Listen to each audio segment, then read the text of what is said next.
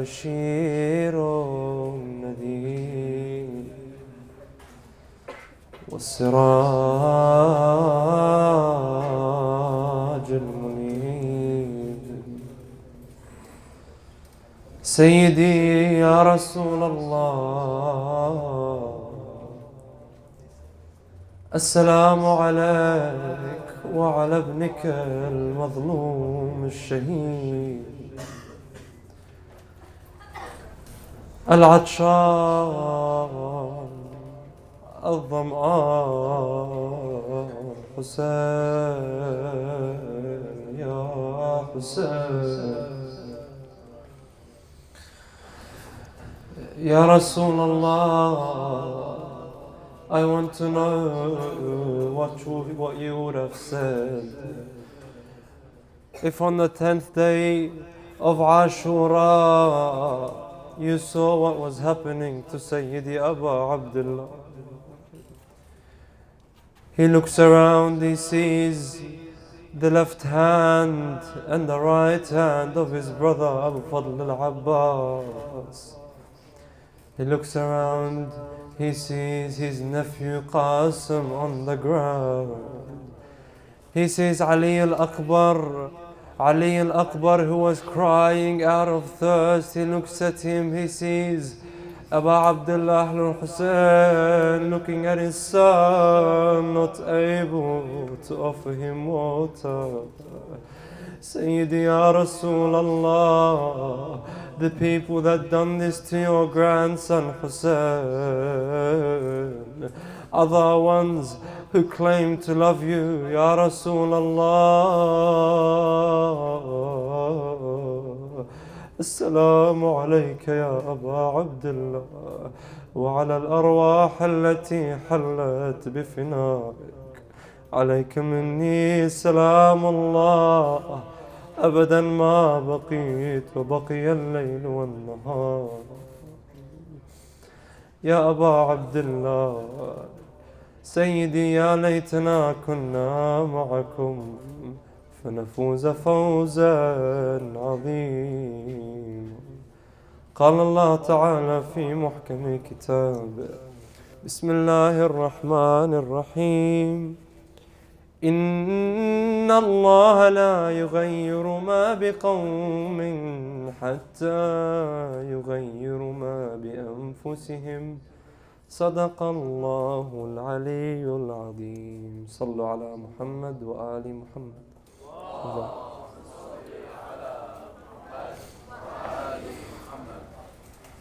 Brothers and sisters, assalamu alaikum wa rahmatullahi wa barakatuh.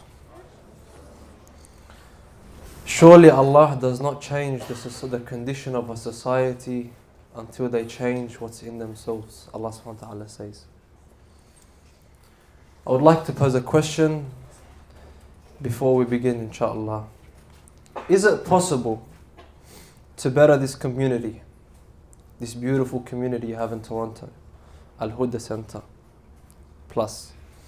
Before beginning the change within ourselves, to try and answer this question, we will dissect the ayah, inshallah, that we just recited into 3 parts. 1, determining the concept of willpower. 2, understanding oneself, understanding the person's character. And 3, the steps to positive change in the human character. Inshallah, we'll begin with a loud salawat ala Muhammad wa ali Muhammad. Allahumma salli. Allah subhanahu wa ta'ala says He will not change what's within a society until they begin change with what's within themselves. And change is dependent on willpower. For example, I can't come and say I want to become a doctor without actually having the will to enter university, without having the will to actually study, without having the will to actually enforce all of my brain and my time into giving time to study. I can't do anything. It's kind of just have the intention and it will happen. Kun fayakun. So change is dependent on willpower. But what is willpower? And what is its essence? Does Mohamed Dhaini have complete willpower? Does Ayman Mallah have complete willpower? Can Ayman al-Mallah do whatever he wants, whenever he wants? Santo. Our brothers from the Sunni school of thought come and have two different opinions. Al-Mu'taziliyya and Al-Ash'ariyya. The Mu'taziliyya say that the human can do whatever he wants and whenever he wants. And his willpower is completely independent.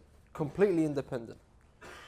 And that Allah subhanahu wa ta'ala has nothing to do with the willpower itself. They call this in Arabic at-tafwid. English, complete authorization to one's actions. Whereas Al-Ash'ariyya come and say that the human being has no willpower. He is forced to do everything. He'll come and tell you, you do an action, how many times have you heard this? If Allah didn't want this to happen, it wouldn't have happened. You know, if Allah wants this to happen, it will happen. So basically saying, Allah done that. Because if Allah didn't know that was going to happen, then how's it going to happen? Okay, so Allah wanted that to happen. Okay? So, that's what the Asha'ira say. They say that the human being has no free will, has no free willpower. That's okay, bro. They say that the human being, whether you do good or do bad, it's as if Allah's doing it. So, on the 10th day of Ashura, the person that killed Abu Abdullah al-Hussein alayhi salam, or the person that broke the ribs of Fatima alayhi salam, it's possible for him to go to heaven. Because essentially it's Allah subhanahu wa ta'ala doing the action, not them themselves. Because they were forced to do the action. Whereas the Shia, the Ithna Ashri Ja'fari school of thought come and say, لا لا, نحن أمر بين أمرين, لا جبر ولا تفويض. نحن أمر بين أمرين. We don't have complete authorization. Neither is it complete predestination, like what the Asha'ira say, complete predestination. You're predestined with your actions. There's a fine line between the two, and that's where the Shia stand. To make this a bit closer to the brain, if I were to put a painting in front of us, right now, a painting, and I was like, for this painting to be existent, there has to be two factors. Factor number one, the painter. For without the painter, there would be no painting, correct? Also, factor number two, there has to be the paintbrush. For without the paintbrush, I don't care if you got me 20 painters, no painting is going to be in existence. The first component, which is the painter, we call that the prerequisite. And the second, which is the paintbrush, is called the condition. The Shia school of thought look at the person's actions, and he says, Allah subhanahu wa ta'ala, Imam Sadiq alayhi salam says, that the human being is the condition for his action. So if I don't have the will to walk, I won't walk. Whereas Allah subhanahu wa ta'ala is the prerequisite for my existence. For if it wasn't for Allah subhanahu wa ta'ala and His ongoing mercy, I wouldn't have been alive today. How many times do you hear that, we can die at any second, any moment we could die. But the reason you don't die, and the reason you're still alive, is because of the mercy of Allah subhanahu wa ta'ala. So it's that mercy that keeps you alive. It's that mercy that gives you the capability and the will, the ability to actually implement your willpower. It's that mercy of Allah subhanahu wa ta'ala. So He's the prerequisite of every action, whereas the human is the condition of his actions. Mohamed Dhaini, for example, comes and he says, I don't want to istaghib, I don't want to talk behind my brother's back. For me not to be able to talk behind my brother's back, all I have to do is not talk. I don't want to, and I don't need to implement the willpower of talking, so I don't talk. When Ayman Mallah says, I want to pray Salat al-Layl, all he has to do is understand that I have to get up at a specific time, I have to get up and do wudu at a specific time, and I have to pray, and I have to know how to pray. With all this, I have to know that Allah subhanahu wa ta'ala it's His mercy that's given me the ability to get up and pray, the ability to get up and do wudu, the ability to know these things. That's the first thing, that's the first part I wanted to let us understand, because sometimes, unfortunately, we forget that it's Allah subhanahu wa ta'ala's ongoing mercy that keeps us alive. Ongoing mercy that lets us do these good actions. For example, when someone wants to give sadaqah, when someone wants to give a charity, they come and they want to give charity in front of people and they want everyone to know about this charity that they're giving. But little do they know, or they do know, but they forget that it's Allah subhanahu wa ta'ala that gave you that money in the first place. It's Allah subhanahu wa ta'ala that gave you life in the first place. It's Allah subhanahu wa ta'ala that gave you the ability to actually give charity in the first place. So you're full discontinuing and letting Allah subhanahu wa ta'ala's will aside, and you're talking about your own willpower. But in reality, the essence of willpower comes down to two things: limitation in existence and independence in action, in the action itself. After understanding this concept of willpower, we'll go into the point number 2, which is understanding oneself. Now, you may want to tune into this part because I know at some stage, every single one of us is going to think that Mohamed Dhaini is talking to me personally. Psychologists say that the human being, there are 4 personalities, and each human being carries 4 personalities within them. The first personality is the leader. Everyone has, firstly we'll talk about the personalities. I'm going to divide the personalities, and then you tell me which one you have and which one you don't have. The leader, the expresser, a person who's always openly expressing himself, the thinker, and the friendly one, the one that's always listening, the listener. The leader is the strong one, the one that's always taking decisions, the one that speaks out loud. When you're in a sahra, when you're with friends, they're always the one to talk to. Who's going to organize the sahra tonight, shabab? Who's going to do this tonight? He's the leader. He's always like the center of attention. Sometimes you feel like, if this person is not in a specific place, the sahra is dead, or this I'm bored or whatever. He's the center of attention. He's the strength, or she. So yeah. The positives of the leader is the fact that he takes risks. Strong, takes risks. He's always looking for change to become stronger and have more power. And he takes leaps of faith.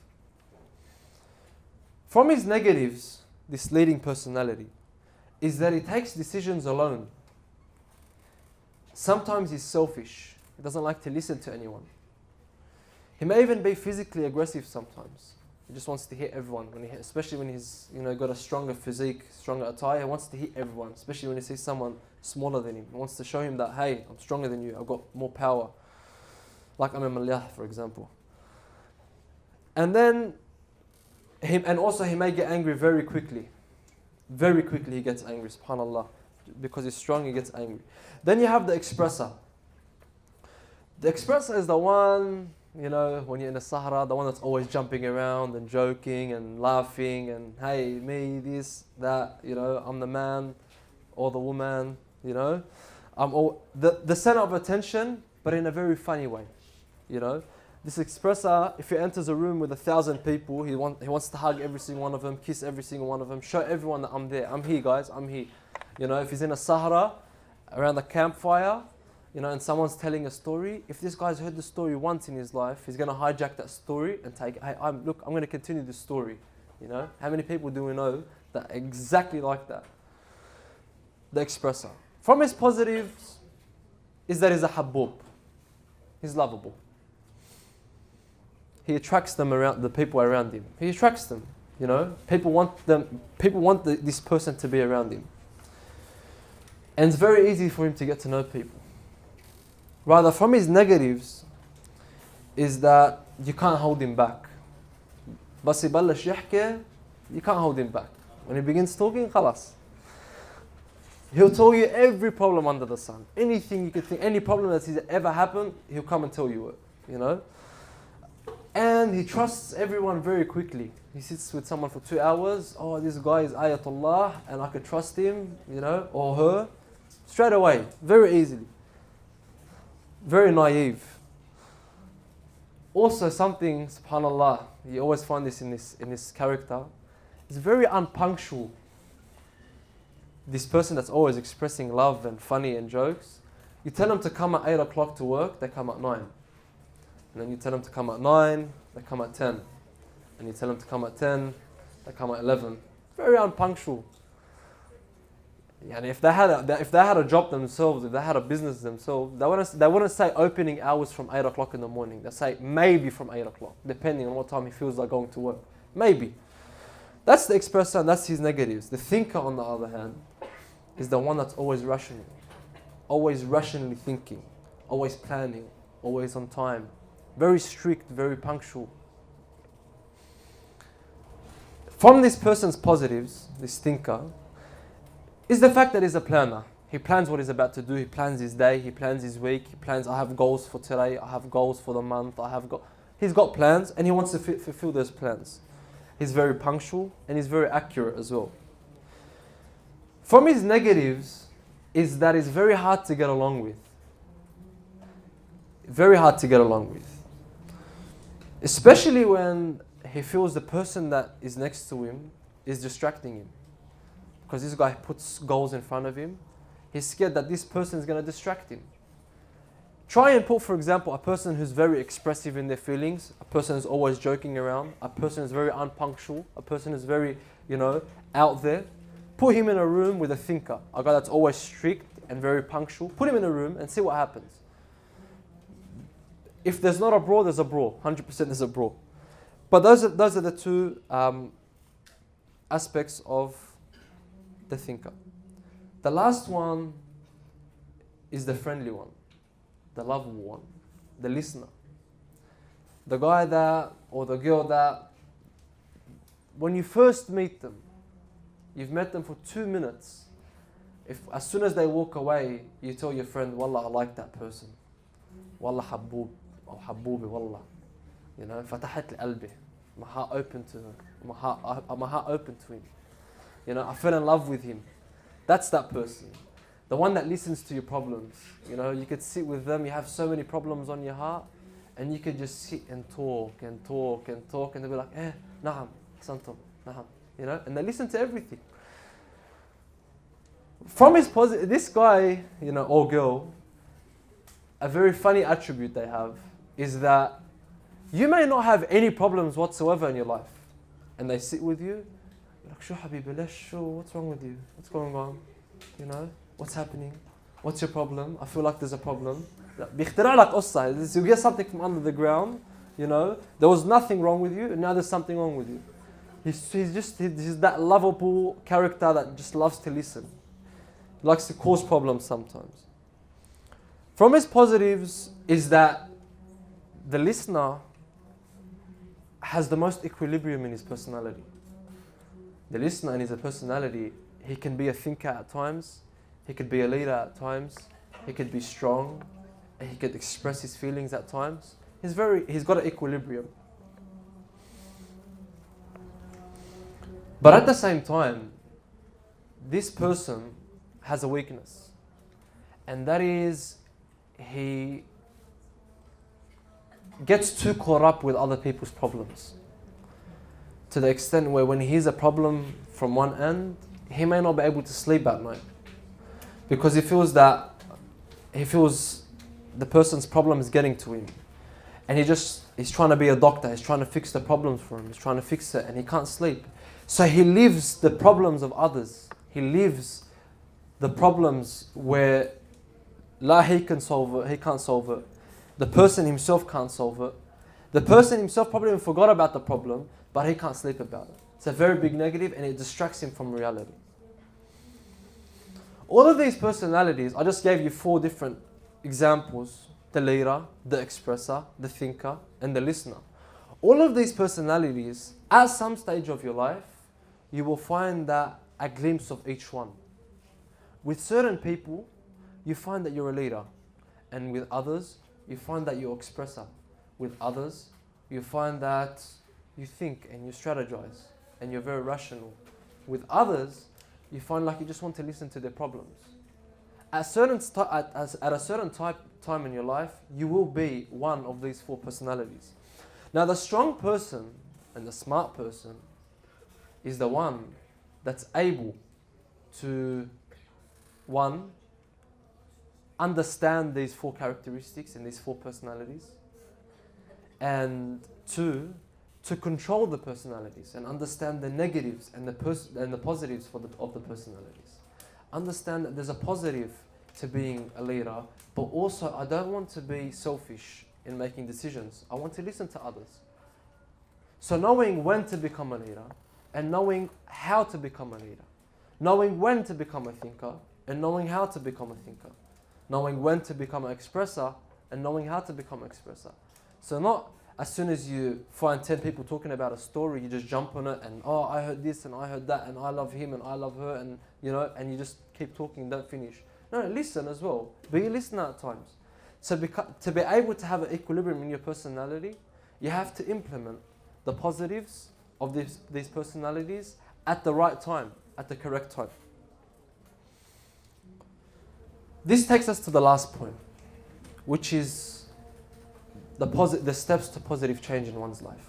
Now, before I begin the last point, we have to combine between the first and second point to understand the last. Now I know that there's 4 personalities in Mohamed Dhaini. And I know that I don't have independent willpower, in a sense, where I know that it's Allah subhanahu wa ta'ala's ongoing mercy that gives me the capability of implementing an action. So when I want to become a good leader, or when I want to become a good listener, I have to have the willpower to be able to implement the positive characteristics of a listener and the positive characteristics of a leader.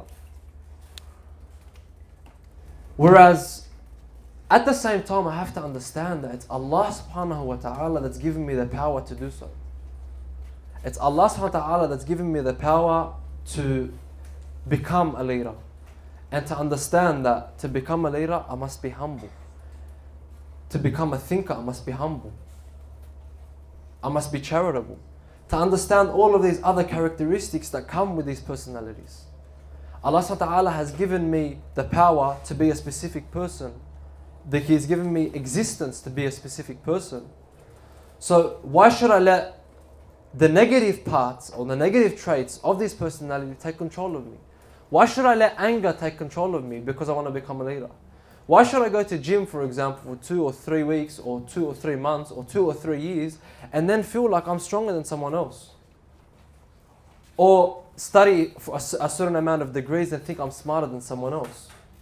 Know where you are and know what you are. Now, the steps of positive change. Number 1, to understand the steps to positive change, there's 4 steps. And Dr. Abdul Rahman, he's a psychologist, he says in his book, Steps to Positive Change, he says the first step to positive change is unleashing the child within. Unleashing the toddler within you. Meaning that, it doesn't mean we all have literally have a baby within ourselves. No. It means that if you look at the steps of the child himself, look at the child from the age of 2 months to the age of 8 to 9 years old. You realize that they're in constant change, in constant change to perfection, change to positivity. For example, you look at the baby, as soon as he comes out of the mother's stomach, he sees people talking, so he starts to cry. A couple of months later, he sees people walking, so he tries to walk, but he can't, so he crawls. And then a couple of months later, he begins to walk, but then he hears people talking, so he tries to talk.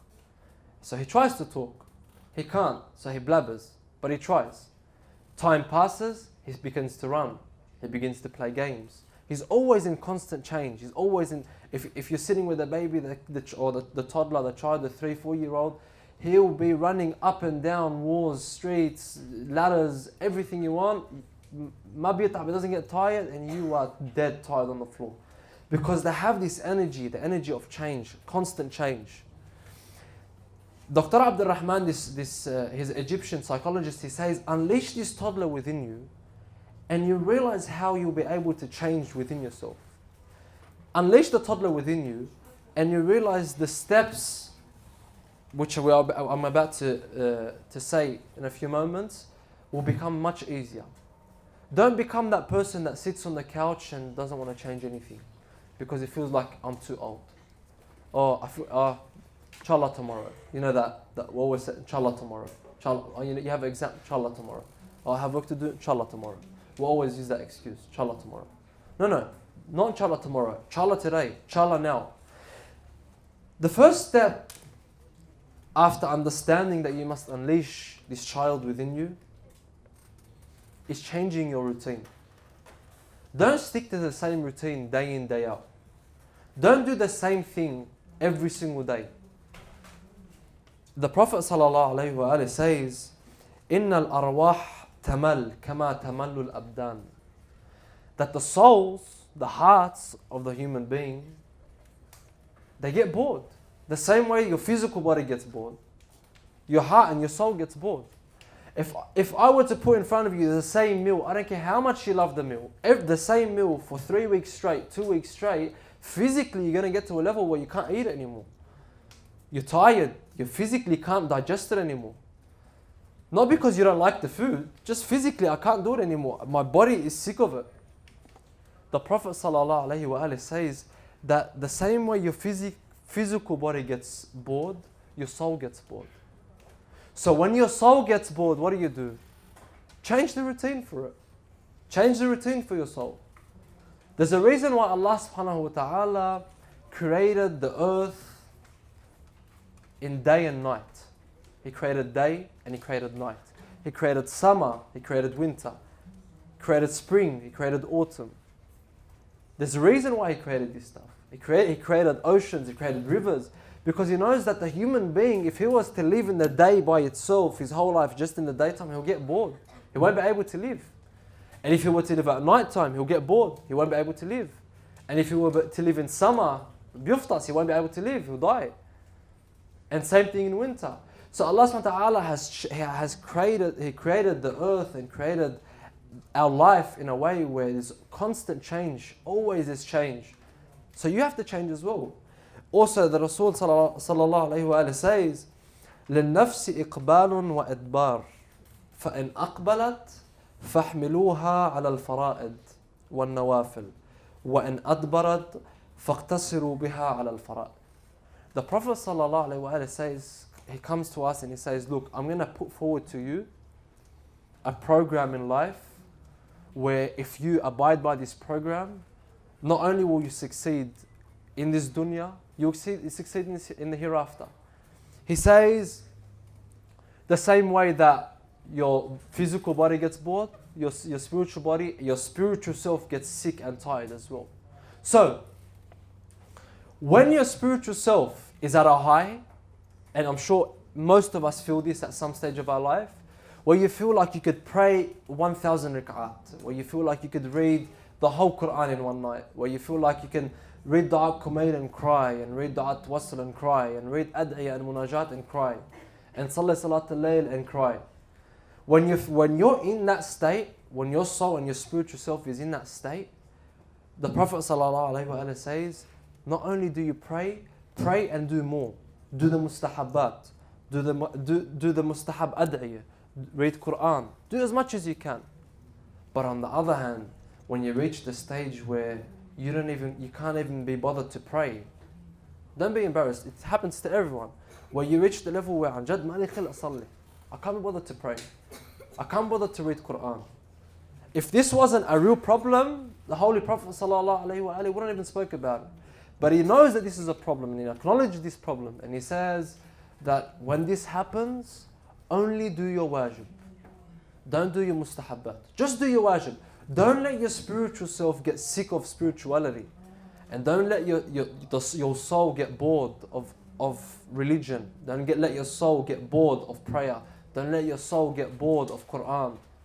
So, فَاقْتَصِرُوا عَلَى الْوَاجِبِ اقْتَصِرُوا عَلى الْفَرَائِضِ.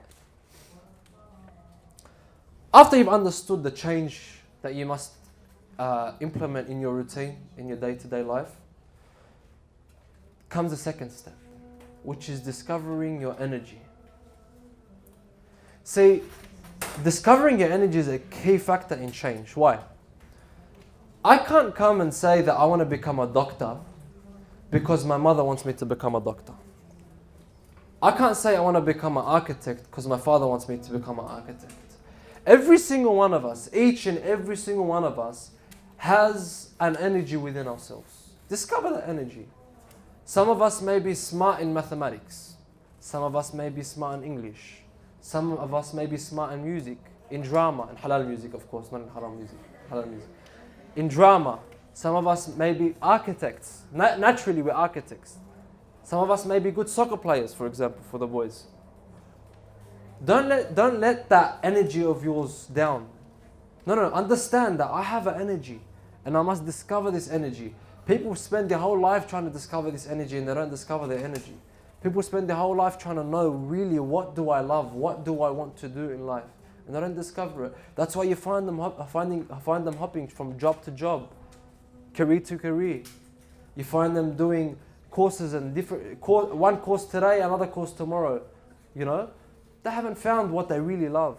Whereas when you find the person that is doing what they really love, nothing can change them. Nothing can change what they're doing.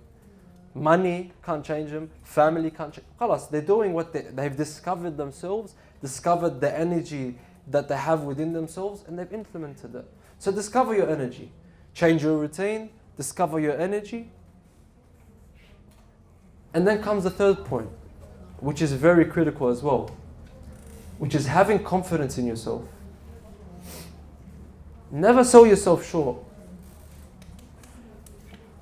Don't think that, because, I'm not able to get 99 in my exam, or 100% in my exam, or 80% in my exam, I'm a failure. Or because I can't score 3 goals on Saturday when I'm playing football or soccer, I'm a failure. Never sell yourself short. Have confidence in yourself. Don't sit by yourself in your room and expect life to be easy. Life's going to be hard. You're going to be put in hard situations. Have confidence in yourself. Have confidence that you're going to be able to get out of these situations and beat the shaitan, beat the devil. The Prophet ﷺ says, "Man tasawa yawmah fahuwa maghboon." The one whose 2 days are identical has been tricked. Surely he's been tricked. He's been tricked by himself. He's been tricked by the shaitan. He's been tricked by the dunya, because he thought that I'll change tomorrow. So he left today. So tomorrow comes. I'll change tomorrow. So he left it till tomorrow. His 2 days were the same because he didn't have the confidence that he's going to be able to change today. He didn't have the confidence in himself. So no, have that confidence in yourself. Have the confidence that if you find and discover your energies, discover what you love, discover what you want to do in life. And then after you've understood that, I want to begin my positive change, I want to begin changing in my life, and you have confidence in yourself, understand that Allah subhanahu wa ta'ala biwaf'ak. Remember, Allah subhanahu wa ta'ala's mercy, if it wasn't for His mercy, you wouldn't be alive today. No one will be alive. So implement that willpower that we spoke about. Implement it. Have confidence in yourself. Don't ever sell yourself short. And then comes the fourth factor and the fourth step, which is taking risks. The risk factor is extremely important. Those who have studied business will know what differentiates a businessman, a very successful businessman, to a very normal day-to-day businessman is the fact that the successful businessman takes risks and implements these risks in his life. But not only does he take these risks, because I'm not saying just take a risk, خلاص anyone خلاص إن شاء الله بيمشي الحال, it's going to happen. No. Study the outcome of your risk. Study it. Study what you're going to do. Study the actions you're going to do, and then take the risk. The Prophet ﷺ says to Abu Dharr al-Ghaffari, one of our renowned companions, alayhi salam, he says, Ya Abu Dharr, the paraphrase of the meaning, he says, O Abu Dharr, if you have studied the outcome of a specific action, let's say you put in a scenario, and you've studied the outcome of this scenario. If the outcome, Ya Abu Dharr, is good, then jump on it straight away. Don't even think about it. Take the risk and jump. Do it. After you've studied the outcome and you've studied what's happening, do it. Whereas, Ya Abu Dharr, if the outcome is bad, stay away from it. The Prophet ﷺ, he is coming to tell us, he's saying that, Ya Shabab, Ya Sabaya, take risks. Study the outcome, but take risks. After we have applied these four, steps in our life, from changing our routine, to discovering our energy, to having confidence in ourselves, to taking risks, and understanding also the four personalities that we may have within ourselves, from the leader to the thinker, to the expresser, to the listener, and understanding also that it's Allah subhanahu wa ta'ala's ongoing mercy that we're still here today, and it's through Allah subhanahu wa ta'ala that I'm going to implement my willpower to change, positively of course. That's when we'll be able to work on ourselves. And that's a small goal, to work on ourselves. If we go back to the original ayah we began with, Allah subhanahu wa ta'ala says, إِنَّ اللَّهَ لَا يُغَيِّرُ مَا بِقَوْمٍ حَتَّى يُغَيِّرُ مَا بِأَنفُسِهِمْ. Allah subhanahu wa ta'ala does not begin change within a society. He does not change the condition of a society until they have begun change within themselves. So, we have begun change within ourselves. Now we are able to change, like the opening question we asked, into our society. And changing the society was the language of Ahlul Bayt alayhim salam. It was the language of Rasulullah sallallahu alaihi wasallam. It was the language of Amir al-Mu'mineen, the language of Imam Hassan al-Mushtaba alayhi salam. And on top of the chart, it was the language and the language spoken by Imam Hussein alayhi salam when he comes and says, ما خرجت أشرا ولا بطرا ولا مفسدا ولا ظالما وإنما خرجت لطلب الإصلاح في أمة جدي رسول الله صلى الله عليه وآله أريد أن آمر بالمعروف وأنهى عن المنكر. Imam Hussein alayhi salam says, I have not risen to cut and divide Islam. No. Neither have I risen out of ungratefulness to Allah's blessings upon us. No. Neither have I risen as a menace to society or an oppressor. I have risen in one goal. لِطَلَبِ الْإِصْلَاح, to fix the society of my grandfather, Rasulullah sallallahu alaihi wasallam. I want to enjoin good and I want to forbid evil. His goal alayhi salam was to enjoin good and to forbid evil, to fix the society that he was in. And he knew that it was his time. And through the actions that he was about to undergo, through the mercy of Allah subhanahu wa ta'ala. So he farewells his grandfather, like we spoke last night. He says his last goodbyes to Rasulullah sallallahu alayhi wa alihi.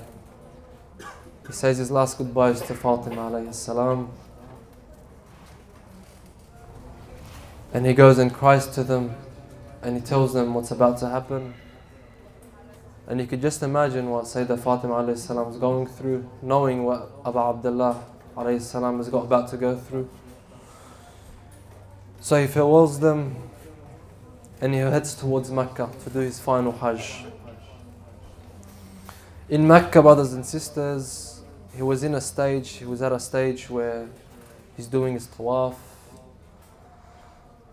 and he's reciting those holy words, لبيك اللهم لبيك لبيك لا شريك لك لبيك, and he's reciting them wholeheartedly until he reaches the stage where he feels like there's something going on around. He asks one of the companions to see what's happening and he receives news, Ya Abu Abdullah, they are coming for you. Ya Abu Abdullah, they do not have mercy whether you're in the Kaaba or not in the Kaaba. Ya Abu Abdullah, if you stay here, they will shed your blood on the Kaaba, Ya Abu Abdullah.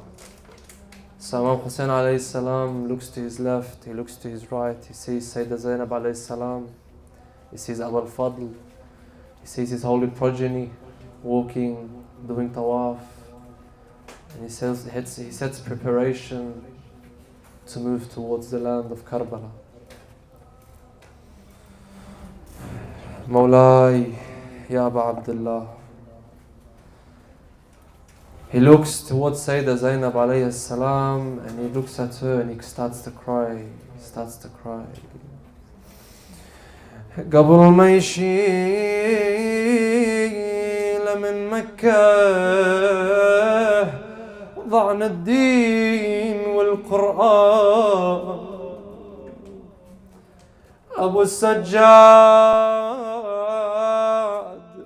بالكعبة قام يطوف النسوان. زينب بالعفاف تطوف بين اخوتها عن الرجال. ابو السجاد باليمنى وابو فاضل على الشمال. Before they send away from Mecca the light of Quran and religion, Abu Sajjad took the woman to do tawaf under his supervision. She circulates the Kaaba, Ya Zainab, with a heavy heart and great pain. On her left is Abbas, and on her right is her brother Hussein. Ya Zainab, what happened to you on the day of Ashura'a, when on your left was Abbas with no hands and no eye, and on your right was Hussein beheaded and left to dry. وبخدها الشريف دموع مظروفة على الدلال. أبو اليمة لمح زينب وادرك علة الأحزان.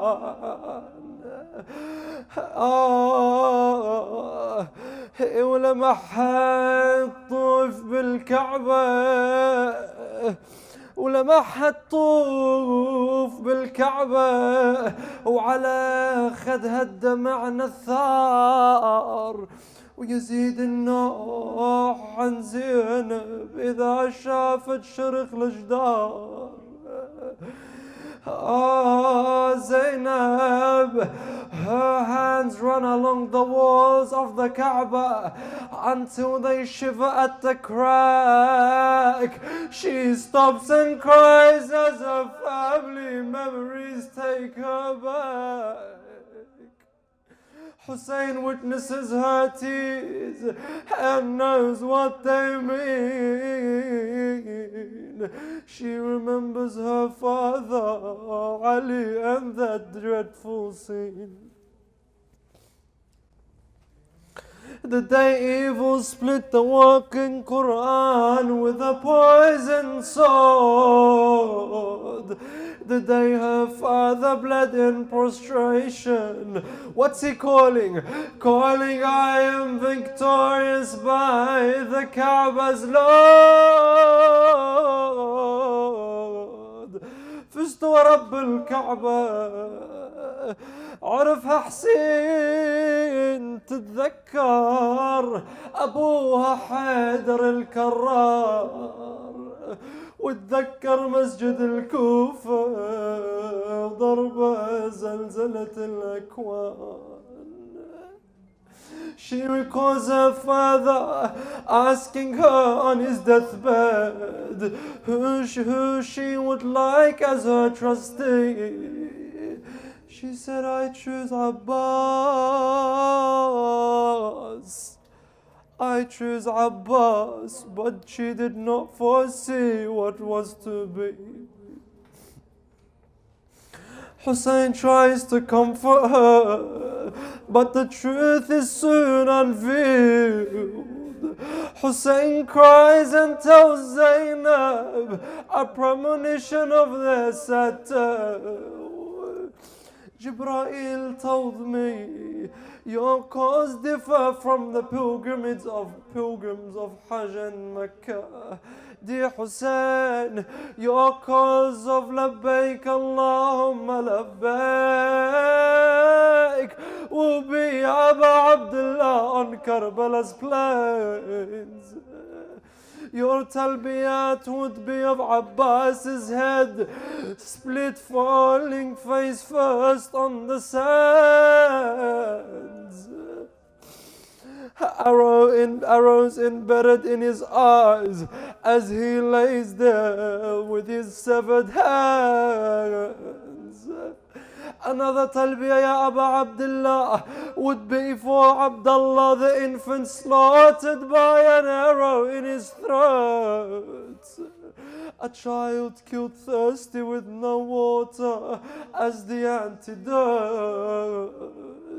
Hussein says to Zainab, Ya tawaf will be soon forced. Ya Hussein. Hussein says to Zainab, Your tawaf will soon be forced as you circulate what's left of us after slaughter. My ghusl for Hajj will be my own blood instead of water. My body would be Safa ya Zainab, and Marwa would be Abbas. Be prepared to rush back and forth when we are murdered by the mass. Instead of my hair being shortened, the blade would take my head. Ya Zainab, you will become the Kaaba of sorrow, sister, after we are all dead. Assalamu alayki ya Zainab. وعندها قالت ما رأيت إلا جميلا.